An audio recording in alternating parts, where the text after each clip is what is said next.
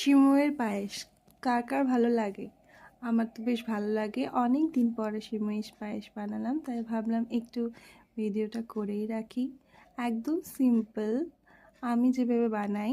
একটু ঘি দিয়ে প্রথমে এই ড্রাই ফ্রুটস বলতে এখানে আমার কাছে কাজু আর কিশমিশ ছিল, আরও অনেক কিছু দেওয়া যায় যেরকম পিস্তা, তারপরে আলমন্ড, বাদাম, কিন্তু আমি কাজু আর কিশমিশ দিয়েই চালিয়ে দিয়েছিলাম। প্রথমেই এটাকে একটু ঘিতে ভালো করে নেড়ে চেড়ে নিলাম। তারপরে এখানে আমি একদম সরু সরু সিমই ইউজ করেছিলাম। সিমইটা বেশ ভালো, কিন্তু এই সিমইয়ের আবার প্রবলেম আছে। এটাকে যদি পরিমাণ মতো জল বা দুধ দেওয়া না হয়, তাহলে কিন্তু ফোটালেই অনেক সময় গলিয়ে গ্যাদগ্যাদা হয়ে যায়।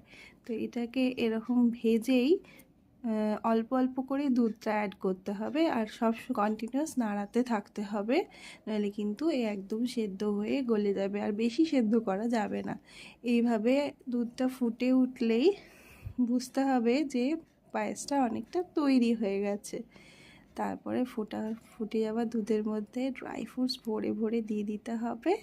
আর হ্যাঁ, এখানে আমি চিনি ইউজ করিনি। যারা চিনি ইউজ করবে তারা আগেই চিনিটা দিয়ে দেবে, কিন্তু যারা গুড় ইউজ করবে তারা কিন্তু একদম হয়ে যাওয়ার পরে গ্যাসটা বন্ধ করে গুড়টা দিয়ে তারপরে একদম সিমে করে এটাকে ভালো করে মিক্স করতে হবে, নইলে কিন্তু ঠিকঠাক মিষ্টি হবে না। পরিমাণ মতো গুড় আর অল্প নুন দিয়ে, নুন বলতে এক চিমটে নুন দিয়ে তৈরি হয়ে যাবে একেবারে সুন্দর মিষ্টি স্বাদের সিমইয়ের পায়েস। তো আজকের রেসিপি ছিল সিমইয়ের পায়েস। কেমন লাগলো জানাবেন, আর ভিডিওটা যদি ভালো লাগে লাইক, শেয়ার অ্যান্ড সাবস্ক্রাইব করতে ভুলবেন না। Thank you. আর এই শীতে সিমইয়ের পায়েস, গুড়ের রুটি, গুড়ের পিঠে, পাটিসাপটা, এগুলোই তো খাওয়ার সময়। যাই হোক, থ্যাংক ইউ ফর ওয়াচিং। দেখা হবে পরের ভিডিওর জন্য। বাই।